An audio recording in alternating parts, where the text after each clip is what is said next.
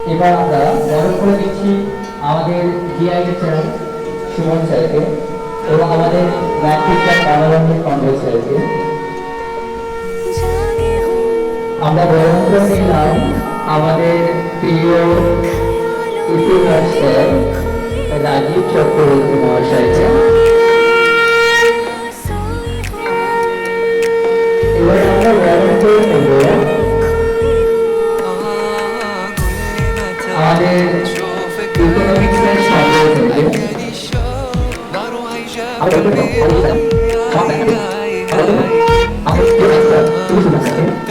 আমরা বরণ করে নেব আমাদের প্রিয় কৃষি ম্যাম চন্দ্রানী দাসগুপ্তকে।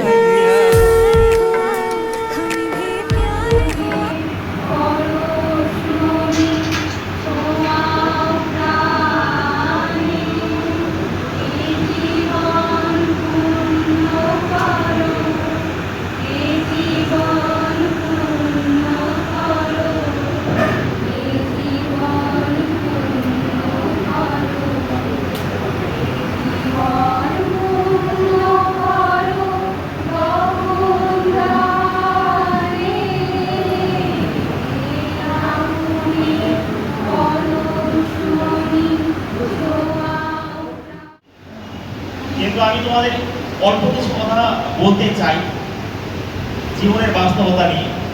আমি বেশি কিছু উপদেশ দেবো না, কোনো অ্যাডভাইস দেবো না, কোনো উপদেশ দেবো না, বেশি কিছু জ্ঞান দেবো না। কিন্তু যেহেতু তোমরা এখানে স্টুডেন্ট লাইফ, এখন তোমাদের মধ্যে অনেকে অনেক কিছু ভাবছো, অনেক কিছু করছো। একটা কথাই বলবো যে সব থেকে বড় শিক্ষক কে বলো তো? মা। বাবা মা তো আছেই, কিন্তু আমার মতে সবথেকে বড় শিক্ষক হচ্ছে সময়।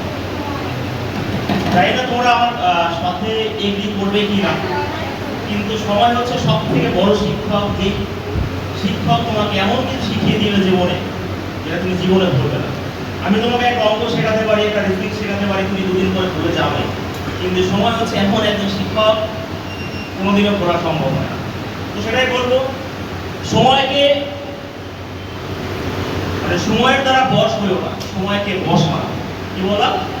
সময়ের দ্বারা কখনো বশ হয়েও না, তার আগে সময়কেই বশ বানিয়ে নাও, যাতে তোমাদের ভবিষ্যৎ লাইফ অনেক সুন্দর হয়। ঠিক আছে? আর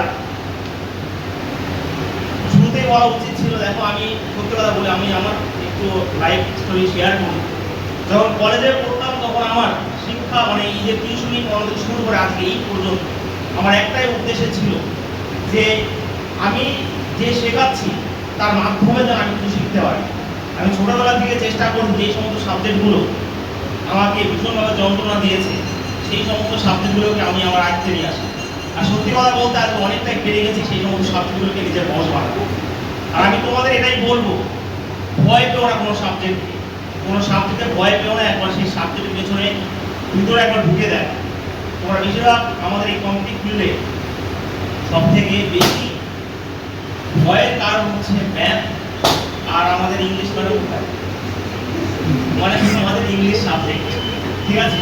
তো এই দুটো সাবজেক্ট, তার মধ্যে সায়েন্স রয়েছে, কিন্তু আমি যতটা বুঝতে পেরেছি, আমি তো ভাই এখন পুলিশের জন্য পড়াচ্ছি, তো যতটা বুঝতে পেরেছি যে অঙ্ককে বেশি ভয় করছে।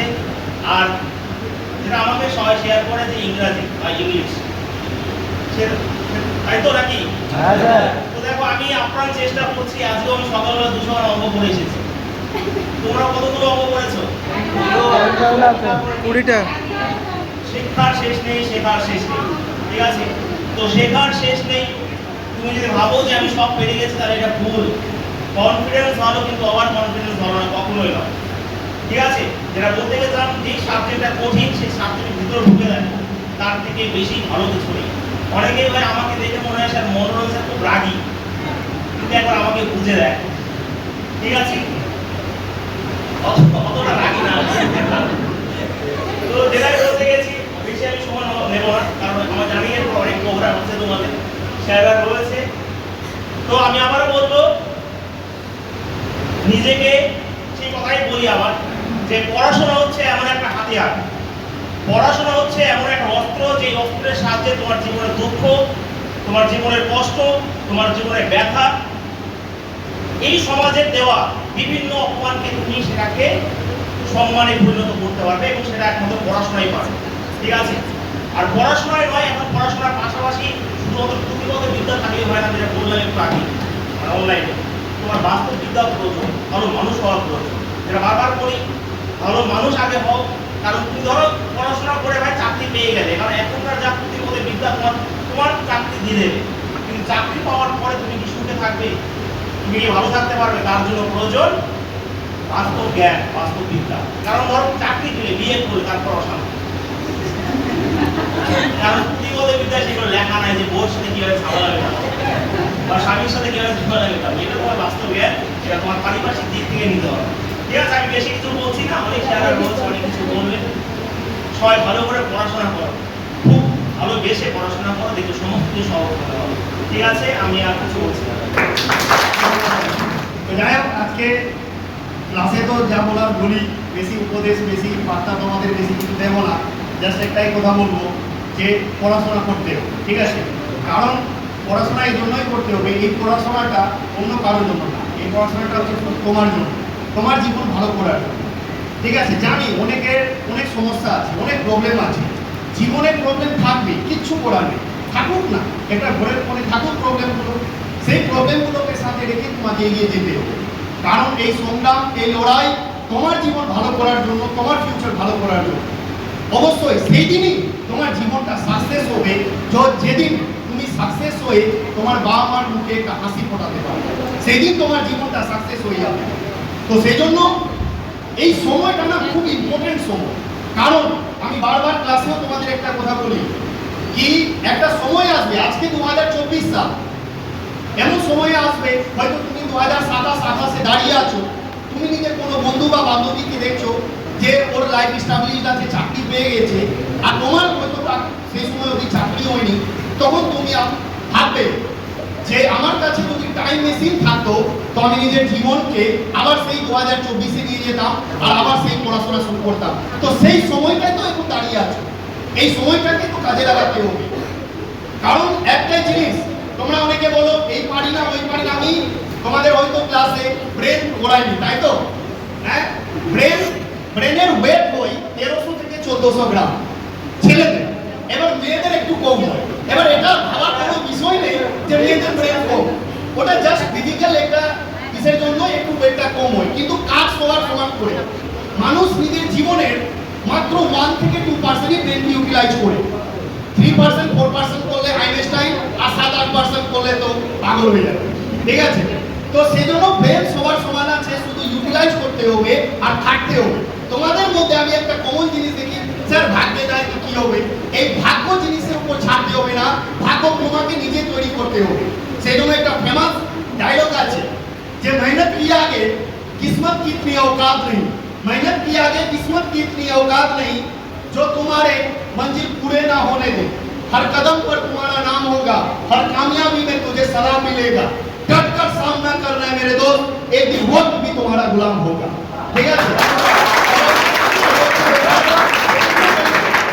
জীবনে সাকসেস মানে এটা না যে তুমি তোমার চাকরি হয়ে গেছে, তোমার জীবন ভালো হয়ে গেছে, তুমি গাড়ি নিয়ে নিয়েছো, বাড়ি করে নিয়েছো।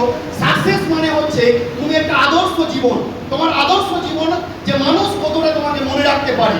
আজকে একটা কমন জিনিস সব জায়গায় দেখতে পাই, ওর পিছনে লেগে আছে। প্রতিদিনের জীবন, যে গোটা জীবন আছে বেঁচে, সেই জীবনটা নিজের জন্য আর অন্যের জন্য যদি কাজ না হলে সেই জীবনটাই বেরতো। তো একটা আদর্শবান মানুষ হওয়ার চেষ্টা করবে, এটাই 5 সেপ্টেম্বর ডক্টর রাধাকৃষ্ণন, সর্বপল্লী রাধাকৃষ্ণের জন্মদিনে আমি বলার একটাই উদ্দেশ্য। আর চিন্তা করবে না নেক্সট দিন পড়া ধরবো, সবাই রেডি হয়ে আসবে। ওকে,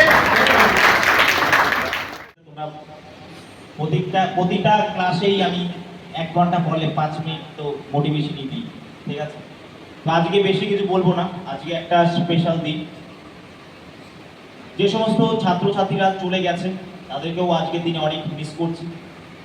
আর উমেশ থেকে শুরু করে যে সমস্ত ছাত্রছাত্রীরা বা তোমরা সকলে মিলে এত সুন্দর একটা প্রোগ্রাম অ্যারেঞ্জ করেছো, এই জন্য সকলকে আন্তরিকভাবে অনেক অনেক ধন্যবাদ। আজকের দিনটা শিক্ষক দিবস। তো প্রথমেই আমি যার কাছ থেকে শিখেছি তাদেরকে একটু প্রণাম জানাই। ফার্স্ট, ছোটবেলাতে মায়ের হাত ধরে হাঁটতে শেখা বা মা বাবার হাত ধরে হাঁটতে শেখা। তো মা বাবা আমার জীবনের প্রথম শিক্ষক, এটা আর বলার অপেক্ষা রাখে না। তো আমার শতকোটি প্রণাম আমার মা বাবাকে। এবং তারপর সেই স্কুলে থাকা প্রাইমারি স্কুলে সেই শিক্ষকগুলো যারা আমাদের হাতে ধরে শিখিয়েছে, এবং তারপর হাই স্কুলের শিক্ষক এবং পাড়ায় পাড়ায় থাকা প্রত্যেকটা টিউশন টিচার যারা আমাদের কিন্তু প্রতিনিয়ত কিছু না কিছু শিখিয়েছে। শুধুমাত্র পুঁথিগত জ্ঞান নয়, তার সাথে সাথে পারিপার্শ্বিক যে পরিবেশ সেটা নিয়েও আমাদের তারা কিন্তু অনেক জ্ঞান বা নলেজ আমাদের দিয়েছে, যেগুলো কিন্তু আমরা এই সমাজে আমাদের বাঁচতে সাহায্য করেছে। এবং তার পরবর্তী সময়ে কলেজের স্যারদেরও আমার শতকোটি প্রণাম। তারপরে ক্লাসে থাকা সেই সমস্ত ছাত্র ছাত্রীদেরও অনেক ধন্যবাদ যারা আমাদের আননোন কোশ্চিনের সাথে পরিচয় করিয়েছে, ঠিক আছে। তারাও আমাদের অনেক কিছু শেখায় প্রতিনিয়ত। এবং তারপর আমার ওয়াইফকে থ্যাংক ইউ, যে আমাকে গালাগালি দিয়ে হোক বকা দিয়ে হোক অনেক কিছু শেখায়। এবং সব থেকে বড় কথা হচ্ছে পরিস্থিতিকেও অনেক অনেক ধন্যবাদ, যে শিখিয়েছে যে কোনটা আসল কোনটা নকল, এই পরিবেশে কিভাবে বাঁচতে হবে, সেই পরিস্থিতিকেও অনেক অনেক শতকোটি প্রণাম আমার আজকে। তো আজকের দিনটা অনেক স্পেশাল, যেহেতু তাই কিছু কথা বলবো। তবে আমার মতো পশ্চিমবঙ্গ বা ভারতবর্ষ বা পৃথিবীতে হাজার হাজার কোটি কোটি টিচার আছে।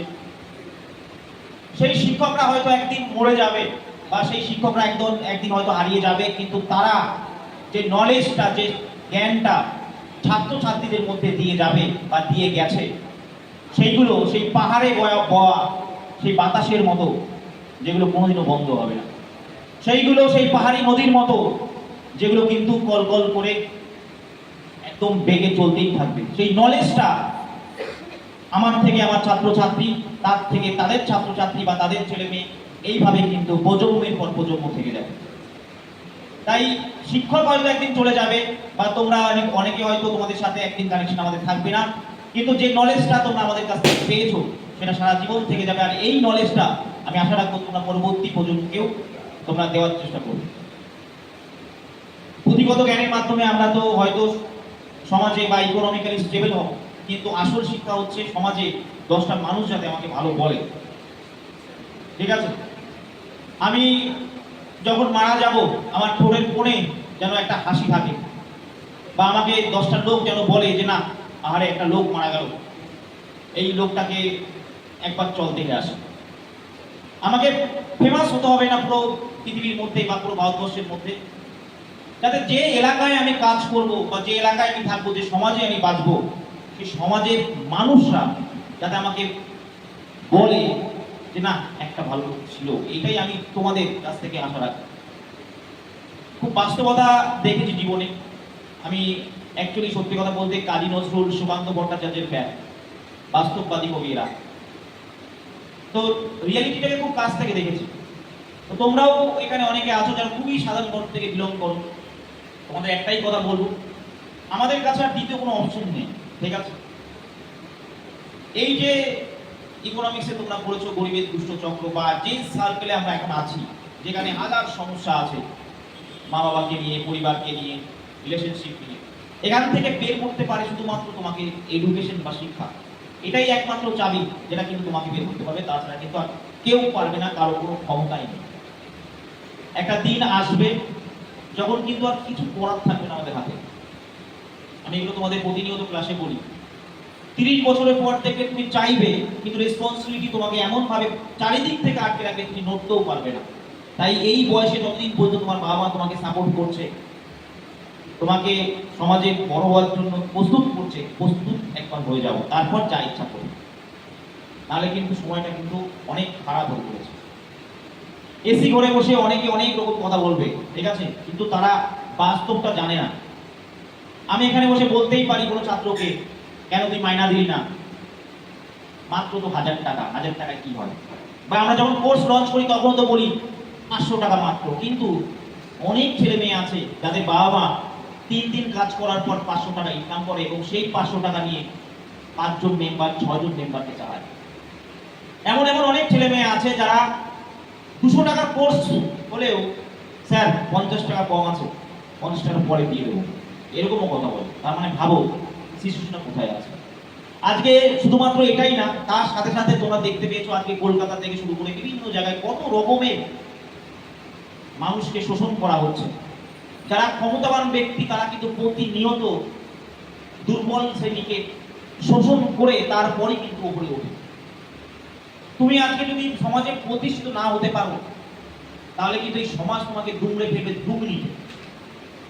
আর তোমার বাবা মা এটাই চায় যে তারা অ্যাটলিস্ট মারা যাওয়ার আগে দেখতে পারে তার সেই সন্তানটা যাকে হাতে হাত ধরে চলতে শিখিয়েছে সে যেন সমাজে একটু দাঁড়িয়েছে, একটু সমাজে স্টেবল হয়েছে।